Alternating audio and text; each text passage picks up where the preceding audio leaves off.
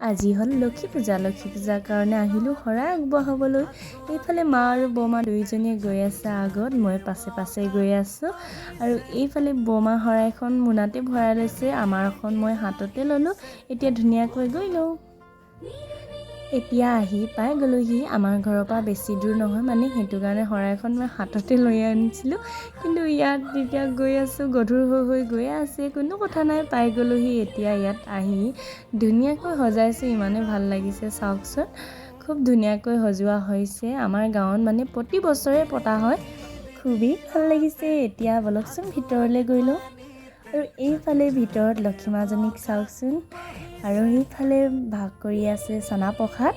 এতিয়া আমিও সেৱা কৰি লওঁ ধুনীয়াকৈ, তো চাই থাকক।